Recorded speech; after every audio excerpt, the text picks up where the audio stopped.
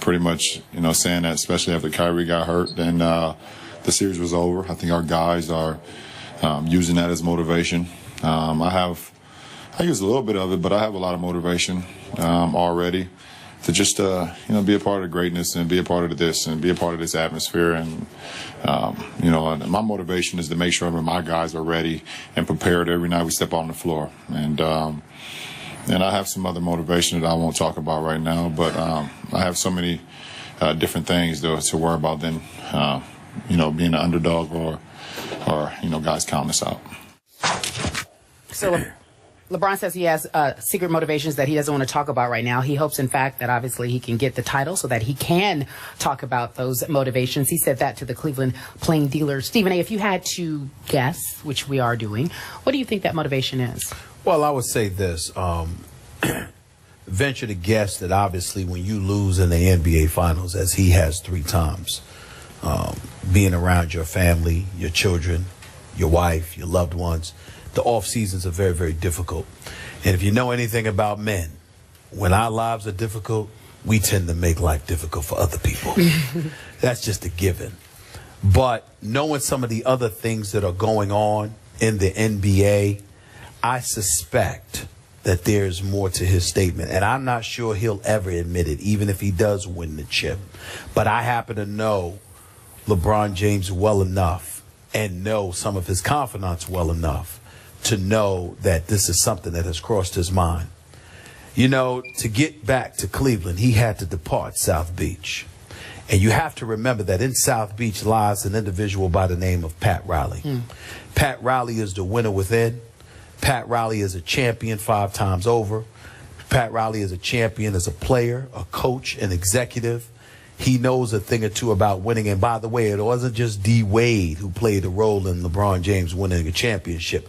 Pat Riley would venture to say he had something to do with that too. And when LeBron James decided to leave, in Pat Riley's world, you left him.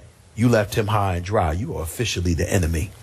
And so when you look at it from that perspective, and then you have a guy like D. Wade, who outside of LeBron's crew is like a brother to LeBron, and you've got him going through what he's going through right now with Miami, where he may end up leaving South Beach. He might end up going to L.A. He may end up coming to Cleveland. Stay tuned. In the event that things don't work out in Miami, and make no mistake, D. Wade's preference is that he remains in Miami, but he just wants to be treated according to his definition of fairness. If you're a LeBron James, it's rubbing you the wrong way. And in all likelihood, it's rubbing you the wrong way because you believe that part of the reason D. Wade is going through this is because of you, meaning LeBron. You remember, they're still tight. Pat Riley don't like that. Pat Riley doesn't want D. Wade tight with LeBron. Pat Riley doesn't want to see D. Wade on TV rooting for LeBron. Pat Riley doesn't want to see D. Wade wishing him well. Okay, now that kind of stuff that I just repeated, that ain't guessing. I'm telling you what I know. Y'all figure out how I know. But I'm telling you what I know. Okay? Pat Riley ain't happy about that. I'm not faulting, and nobody should fault Pat Riley for that. He's a winner. And usually to be a winner, you have to have that kind of attitude. It's us against the world. You're either with us, you're against us. Right. And that is Pat Riley's mentality, and he's not wrong about that in the slightest. But there is something there to be said that D. Wade and LeBron are so tight that part of what's going on right now is that Pat Riley, he ain't eager to further ingratiate himself with D. Wade. You got to remember, when LeBron departed last summer to come back to Cleveland, D. Wade was with LeBron a few days earlier. Miami Heat are sitting there wondering what's LeBron going to do, and they calling up D. Wade. You were just with him, and D. Wade swearing that he didn't know. Well, Pat Riley and the Miami Heat don't believe that he didn't know. They believe he knew exactly what LeBron was. Now, D. Wade will tell you he didn't know. But Pat Riley and them don't believe that. So all of these things, whether directly or indirectly, has something to do with LeBron. And I believe LeBron is cognizant of that. And I think that's just an additional thing on top of a multitude of other things, of course, that have nothing to do with Miami or Pat Riley. But I think that's one of the things that contributes to the level of motivation that he has. I agree with your take on this. However, I have a hard time believing that LeBron James would go ahead and win this championship and blast Pat Riley publicly. I just said he wouldn't. Yeah, I know, but he's too classy to do that. So his remark to the Cleveland Plain Dealer that we saw in today's paper, that I hope I go ahead and close this deal. I'm paraphrasing how I said it, but I hope I go ahead and win this so that I can make this public, this secret or private motivation. Well, that would indicate it's not Pat Riley to me. It may be more along the lines of your first one about family and how much it would mean to his loved ones in his inner circle. But here's my point. If I step away from this, and you alluded to this, you can't condemn Pat Riley for holding a grudge against LeBron James. You just can't. Because remember the speech he made right after they lost by a record margin to my San Antonio Spurs? 71 points over 5 games. Thank you very much. We forgot. 5 games. Last year my Spurs beat LeBron James' team. They did. Okay. Thank you very much for reminding me of that so I could remind the audience of that.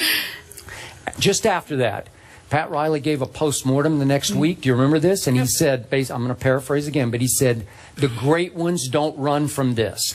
And he alluded to the Spurs, who the year before, thanks to Game 6 and Ray Allen. I do remember that. Yeah, had said, let's stay together, let's face it, and let's fix it. Let's right the wrong of Game 6, which did they ever right the wrong last year in the finals? So he was basically saying, I think directly to LeBron James, don't turn tail and run from this. You stay right here, you come back, and you fix it.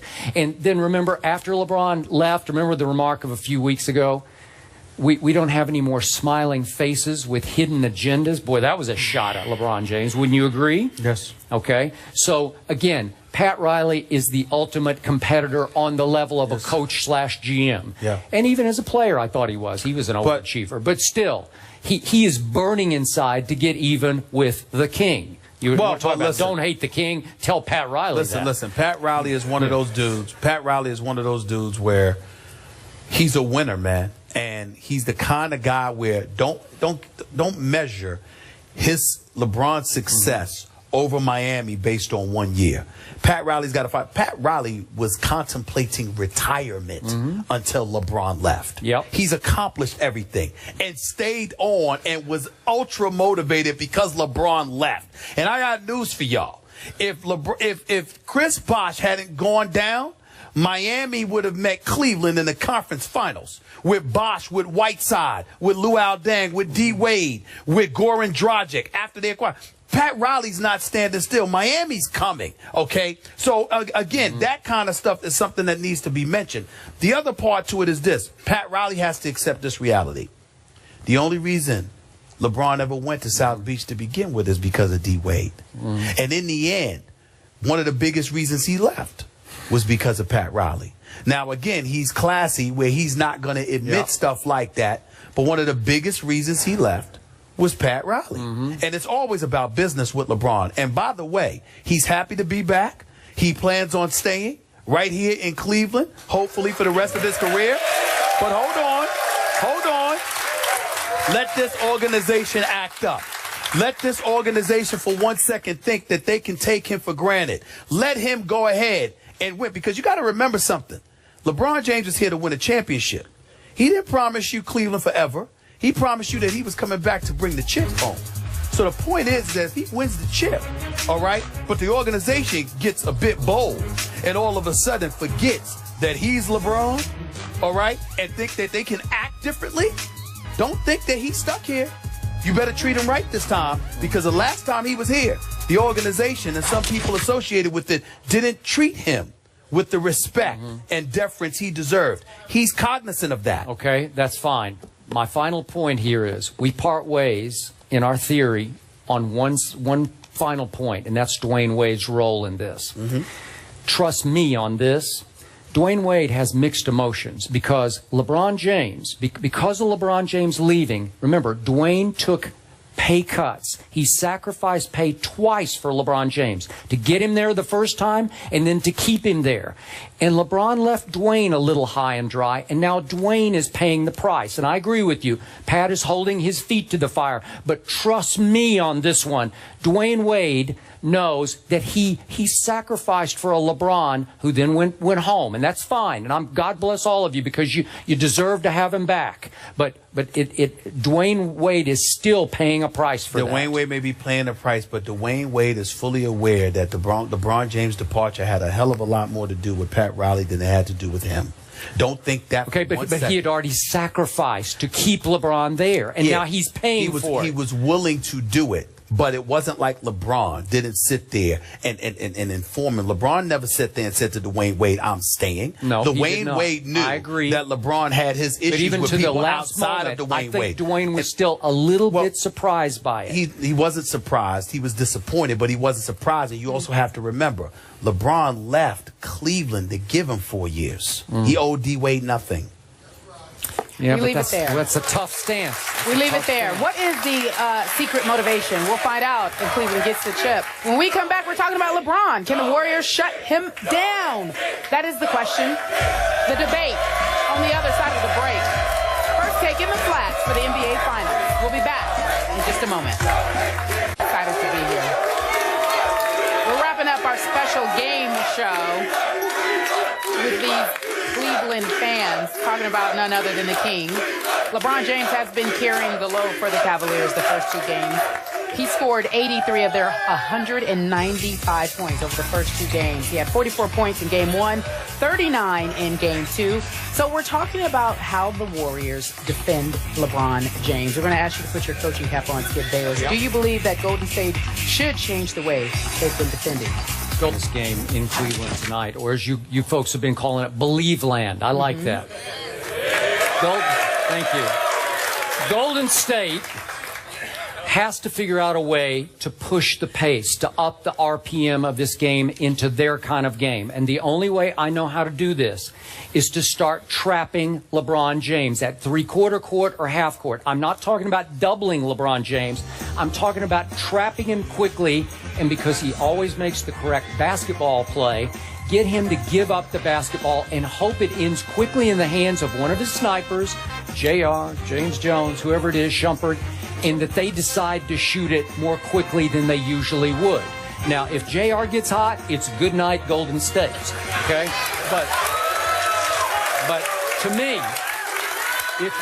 if you keep letting LeBron James walk the ball up the floor, walk into the offense, walk somebody down into the low post, and score a basket at the end of the shot clock, that is a recipe for 2-1 Cavaliers. And that's what, okay? You got to switch that. You can't let it happen anymore. Well, what you said is not wrong, but your reasons for it may be. What you want to do is try to exhaust LeBron, because when he walks the ball up the court, what you're doing is enabling him to get rest while the action is taking place. I'll buy that. Because he's catching himself a deep breath while he's just walking the ball up the court instead of being pressured. But I think the other adjustment on top of what you pointed out was I think that Steve Kerr can't be scared to stay big. In other words, if you got Andrew Bogut in the game, he's only averaging 3 points, but he's averaging 8.5 rebounds. Keep him in the game and make sure it helps limit Cleveland to one shot. Because if you limit them to one shot, you limit their offensive possessions. You force Cleveland to play more on defense, and as a result, that will help neutralize LeBron as well. Part of the reason LeBron is being so damaging is because Tristan Thompson is averaging 14.5 rebounds a game. He's giving them more possessions, and so if you take away those possessions, then obviously that's another way to neutralize LeBron. So I don't think it's really about doubling him, even though I don't have a problem with that strategy. But I think you have to limit Cleveland to one shot. You have to make sure that you match their size and their girth down low so they don't get multiple chances at the apple. And I think if you go about doing that, then there's nothing wrong with letting LeBron do his thing, because LeBron is shooting less than 40% from the field. So it's not like Golden State's defense is horrific. It's that their offense isn't going. It's more important for them to get their offense going than to improve their defense. Their defense hasn't been awful. It's just that their offense has been awful, and Cleveland has had too many bites at the apple, and that's what their problem is. Yeah, I like your point, because the oddity of Game 2 to me was that Mozgov, who has been a godsend for this team. Where'd he go? Hang on.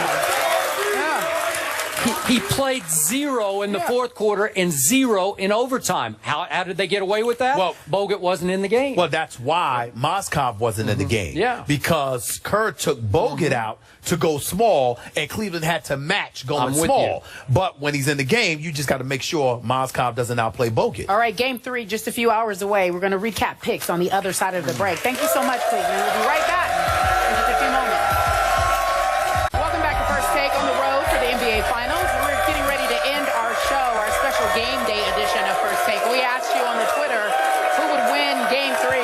It's just a few hours away, and you all say 59% say that Cleveland will win. I don't know if you guys can hear me. Thank you. But your take, the Twitter results say that Cleveland will win. Did they get it right? I want to say that in a shock to me, this crowd has been even better than our morning crowd. It's It's great. unbelievable. Yeah. 30 seconds. I truly love the city of Cleveland, but Yeah. I got to stick with my pick. I got Golden State tonight, 198. LeBron's going to do his thing, but either JR or Iman Shumpert will come alive offensively. Cleveland will win the night 99-91. Well, there you have it. The game is tonight on ABC. We'll be back here tomorrow morning at the Flats. Join us if you can. First Take on the road for the finals.